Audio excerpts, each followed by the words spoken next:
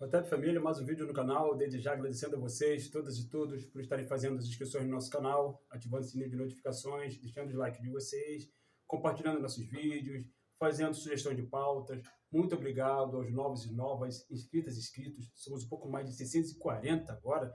Estamos caminhando para 650 inscritas e inscritos nesse canal que é nosso. Muito obrigado a todas e todos vocês que têm participado da construção desse espaço que é nosso.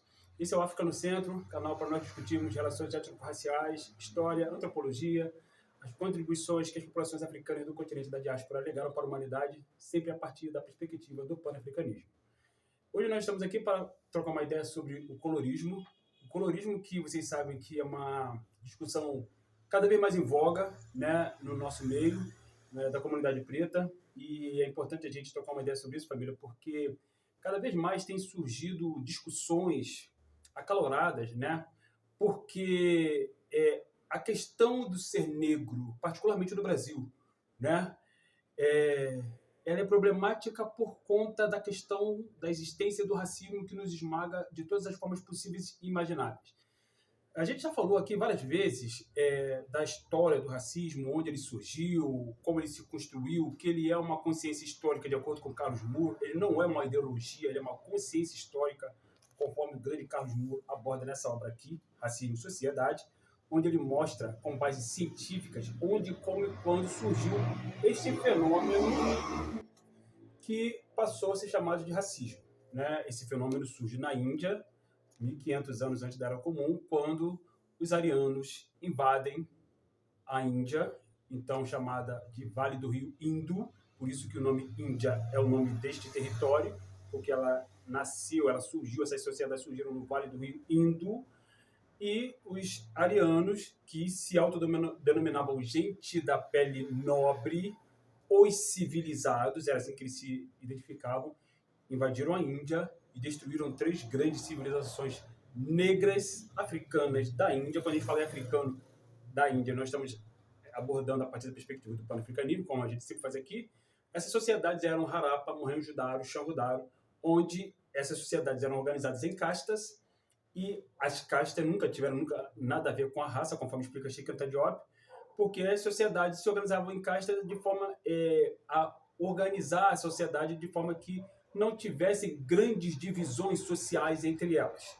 Entre essas diferentes castas, que é a casta dos ferreiros, dos agricultores, dos pescadores, dos marceneiros, dos construtores, dos ferreiros, dos ourives, dos artesãos, dos comerciantes, enfim, dos agricultores, logicamente, né, dos pecuaristas, dos nobres, dos sacerdotes. Era assim que se organizava o sistema de casta na Índia, que infelizmente foi racializado com a invasão dessas áreas, e essa racialização, que foi das mais ferozes, conforme explica Carlos Moore, ela se deu exatamente no sentido de colocar no lugar mais baixo dessa estrutura que foi racializada aquelas pessoas que eram mais pigmentadas.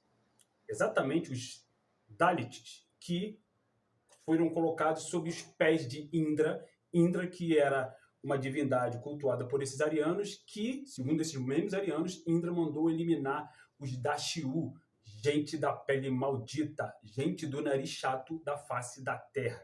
Então estamos falando de uma estrutura assassina que mata pretas e pretos desde 1500 anos antes da Era Comum, e que se espalhou em escala planetária e chegou, obviamente, no Brasil por volta de 1500 da nossa era, né, da Era Comum, com a invasão dos portugueses nesse território e a escravização das populações indígenas aqui. Em 1530 foi, de acordo com os historiadores, foi quando os primeiros africanos escravizados começaram a chegar aqui, desde já se instituindo o racismo, não só com os africanos chegando aqui, escravizados, como com as populações indígenas sendo também escravizadas, também estupradas, também violentadas, aculturadas, tendo suas culturas esmagadas, assim como as culturas africanas foram esmagadas nesse território aqui durante 400, continuam sendo, né, ao longo desse período todo que os africanos vivem nesse território chamado Brasil, que é uma masmorra, né, e que é o território da Maafa. Maafa, que é um conceito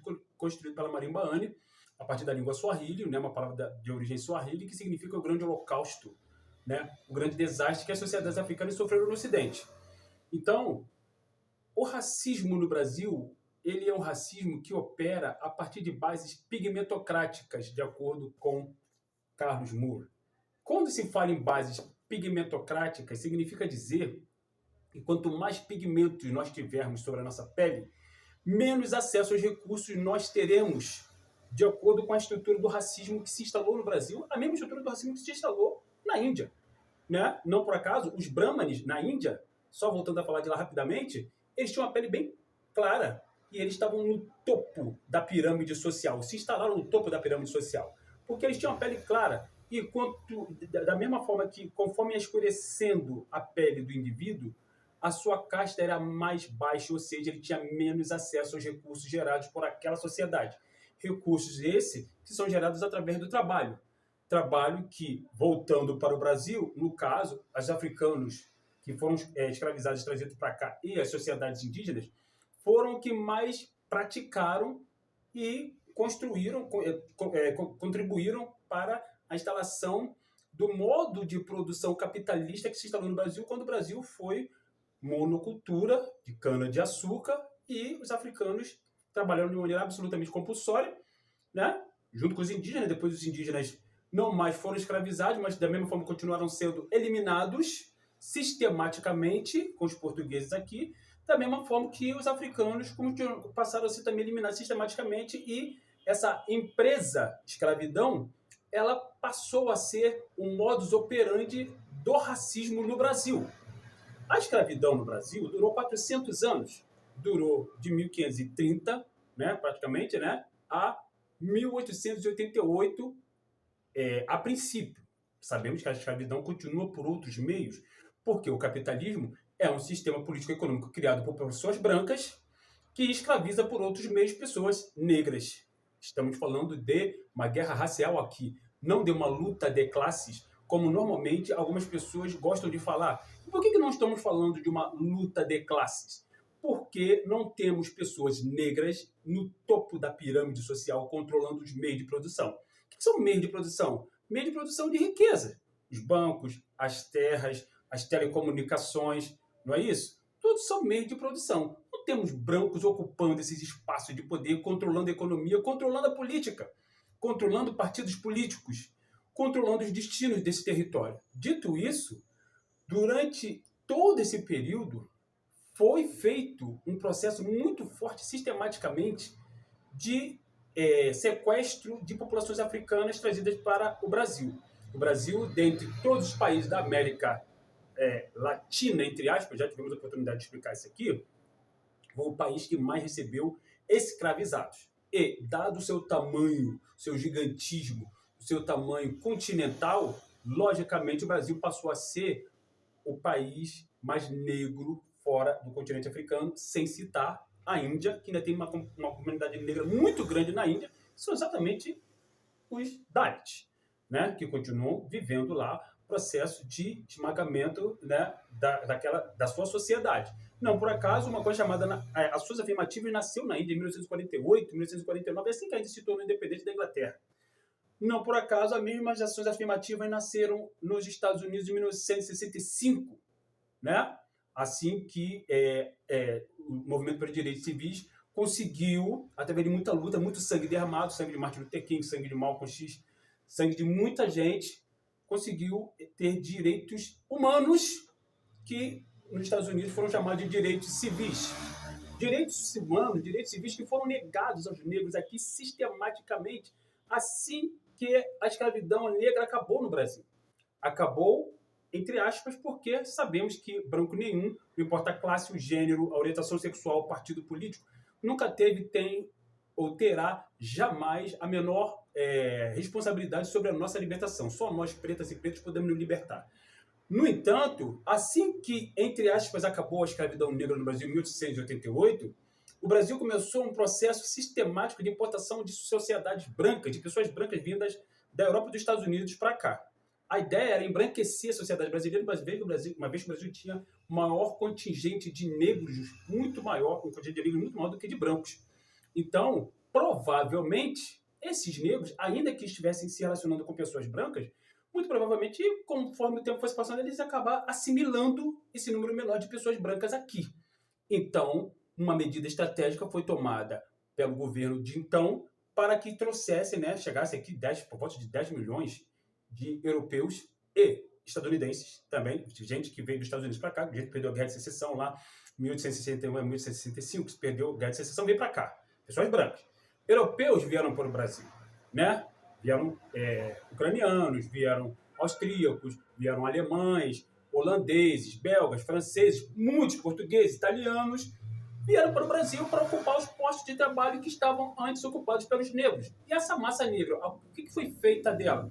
Simplesmente foi entregue à própria sorte, sem nenhum tipo de assistência governamental, e simplesmente a ideia era que essa sociedade, essas populações morressem, desaparecessem, porque a ideia é que o Brasil tivesse uma população exclusivamente branca, mais ou menos o que a Argentina conseguiu fazer, né?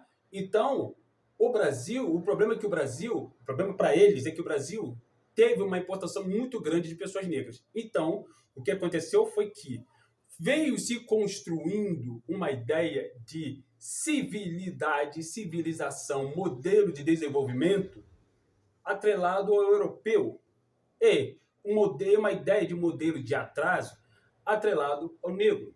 Não por acaso, em 1911, houve o Congresso Internacional das Raças, onde uma autoridade chamada Lacerda, a serviço do Estado brasileiro, disse que o Brasil tinha um projeto de eliminar a maior parte da sua população negra e que em 100 anos o Brasil não teria mais negros no seu território. Logicamente que eles falharam, né, nessa previsão, porque nós estamos aqui a custo de muita resistência que já vem acontecendo há mais de 400 anos, desde que nossos ancestrais chegaram aqui. E essa resistência se dá por meio da produção da nossa cultura, samba, funk, religião de matriz africana, congada, reizado, jongo, umbigada, tudo isso, né? O frevo, que veio da Costa do Marfim, que são manifestações culturais africanas que nós reproduzimos aqui, apesar de toda sorte de horrores, de destruição, de perseguição, da capoeira, por exemplo, também, que é nossa e que foi sistematicamente perseguida pelas autoridades racistas do Brasil, como são perseguidos até hoje. O que acontece é que as nossas produções culturais foram satanizadas durante muito tempo, né? O samba foi criminalizado, né? A capoeira foi criminalizada durante muito tempo, e essas manifestações culturais foram associadas a questões de atrasos culturais no Brasil, porque a ideia é que o Brasil fosse uma sociedade europeizada, tal qual a Argentina, mais ou menos, né? Lembrando que existe tanto racismo na Argentina quanto aqui, certo? Igualzinho, não tem diferença nenhuma, né? O mesmo racismo que opera lá, opera aqui. Dito isso, durante muito tempo se criou essa ideia do pardo, né? Essa ideia do pardo ela vem desde o início do século XX, para que o pardo ele está na mesma prateleira do mulato. O mulato é uma palavra que vem de mula, animal que não se reproduz, cuja ideia foi construída no século XIX dentro daquela ideia nociva, racista, de inferiorização das sociedades africanas e superioridade das sociedades, das populações brancas. Esse racismo é o racismo científico. Esse racismo, sim, é o racismo ideológico. Não que o racismo seja historicamente uma ideologia, porque ele não é. Ele é uma consciência histórica. Mas esse racismo foi criado, esse racismo científico, foi criado no século XIX exatamente para provar, entre aspas, cientificamente, entre aspas, que os negros eram inferiores aos brancos. É que o processo de miscigenação iria pacificar o Brasil e iria paulatinamente embranquecer o Brasil. O Brasil seria um país civilizado com o desaparecimento das sociedades da população negra.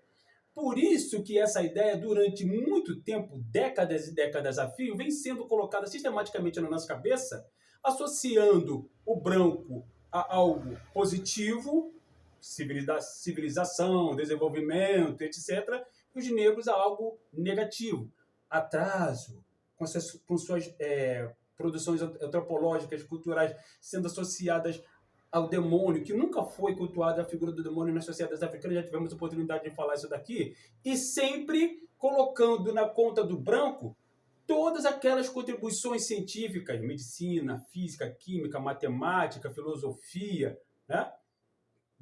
Colocando na conta de gregos e outros europeus, e sempre dentro da nossa sociedade, dentro dos cursos universitários, dentro das escolas, né, os livros didáticos, sempre trazendo uma imagem negativa dos negros e do continente africano, uma imagem de atraso civilizatório, enquanto que na Europa sempre se mostrou, uma imagem de desenvolvimento civilizatório. O que eles nunca disseram para a gente é que esse desenvolvimento civilizatório do continente europeu se deu graças ao processo sistemático de escravização de africanos nesse território, particularmente o Brasil, sem falar do continente americano como um todo. E aí, a ideia era que a gente associasse a brancura ao desenvolvimento e a nossa cor ao atraso. E é logicamente que o modelo de brancura foi paulatinamente sendo inserido no nosso imaginário social, por isso que muita gente passou, logicamente, a associar o branco à beleza e o negro a coisas negativas. Então, logicamente, e aí a miscigenação ela foi muito sistematicamente colocada na sociedade brasileira como algo benéfico, como algo positivo. Mas o grande Abdias do Nascimento já dizia que a miscigenação ela é um processo de genocídio da nossa sociedade. Então, é importante salientar que tudo que foi construído com o sentido de nos associar a coisas negativas e fazer com que a gente não gostasse de ser negro, não gostasse que nós não gostássemos de sermos descendentes de africanos, conforme o grande Malcolm X disse, né? Isso foi construído ideologicamente na nossa cabeça, a fim de que a gente se afastasse da nossa cultura, das nossas tradições, dos nossos costumes, da cor da nossa pele, da textura do nosso cabelo, dos nossos fenótipos, que são lindos, mas que foram demonizados, que foram inferiorizados dentro da nossa psique. Conforme diz o grande Frantz Fanon, ele mostra na obra dele Pele Negra e Máscaras Brancas que o racismo ele age na psique do negro. Dito isso, logicamente que na televisão, que infelizmente povoa o imaginário social e que para nosso povo é o ideal de sucesso, né? Muitos negros que chegam lá são negros de pele menos pigmentada, com algumas exceções, como é o caso da Maju, como é o caso da Flávia Oliveira, como é o caso do Lázaro Ramos, né? Mas grande parte dos negros que estão na televisão, que o nosso povo, infelizmente, ainda enxerga como ideal de sucesso, dessas pessoas têm a pele menos pigmentada. São pessoas negras, sim, mas que têm a pele menos pigmentada. É uma forma, entre aspas, dessa mídia burguesa nojenta, dizer que não é racista. E aí, logicamente, você tem um processo de impedimento de acesso aos recursos das populações que são mais pigmentadas, que são negras, enquanto que, entre aspas, de maneira subliminar, aquela galera que tem a pele menos pigmentada tem um pouco mais de acesso aos recursos. É o famoso dividir para dominar, conforme explica o grande Walter Rodney na obra dele, como a Europa subdesenvolveu o continente africano. E o grande Cheikh Anta Diop, nessa obra aqui, ele já tinha explicado por Carlos Moore na entrevista, que o Carlos Moore entrevistou, dizendo para ele: Carlos, se você quer estudar o fenótipo, se você quer estudar o racismo, foque seu estudo no fenótipo. É sempre bom lembrar que o grande C.L.R. James, nessa obra aqui, né, Os Jacobinos Negros, ele mostra que o processo que levou a cabo a Revolução do Haiti, comandada por negros pigmentados, foi sistematicamente combatida com a facilitação que muitos ditos mulatos tiveram com acesso aos recursos, controlados esses recursos pelos brancos, que deram a alguns miscigenados condições de vida melhores do que aqueles que tinham mais pigmentação, fazendo com que esses miscigenados não se associassem, não se identificassem com as populações mais pigmentadas. É o famoso dividir para dominar. É isso que vem historicamente ainda acontecendo na nossa sociedade, fazendo com que algumas pessoas, né, levantem a ideia de partitude, parditude, são coisas absolutamente esdrúxulas, absolutamente vazias, são desserviços que pessoas que são negras como Malcolm, né, que tinha a pele menos pigmentada. Sabemos que a mãe do Malcolm tinha a pele menos pigmentada porque a sua avó, a avó do Malcolm, ela foi estuprada por um homem branco, né, fazendo nascer a mãe do Malcolm. O Malcolm também tinha a pele menos pigmentada, mas o Malcolm nunca deixou de se identificar como negro. Então, é preciso informar, família, que a gente está no meio de uma guerra racial que tenta nos separar dentro dessa ideia de coloração, de colorismo, de pigmentocracia. E o grande Stephen Carmichael já disse isso nessa obra aqui, que a raça é uma classe em si mesma. Então, não podemos deixar você, que tem menos pigmento do que eu, Não caia nessa armadilha de achar que você é pardo ou que você é mulato, porque são construções ideológicas e que não têm rigorosamente nenhum sentido de identidade, nenhum sentido histórico. Não diz exatamente quem nós somos. Aliás, o grande John Henry Clarke já dizia que negro é como nós aparentamos, africanos é o que nós somos. Essa que é a questão fundamental, família. Então, abaixo o colorismo, não nos deixemos separar pelas artimanhas nocivas, demoníacas, satânicas do nosso inimigo, que é racista, que é branco, e vamos nos unir, vamos nos juntar, porque só assim podemos nos libertar dessa corrente maléfica, maldita, que ainda, infelizmente, nos escraviza e que nos nega a nossa história, as nossas contribuições fundamentais para a humanidade, que nos nega o acesso a autores como Cheikh Anta Diop, né? Que nos nega acesso a autoras como a grande Sueli Carneiro, que discute exatamente tudo isso que a gente está falando aqui. Certo, família? Tamo junto sempre. Hotep, África no Centro.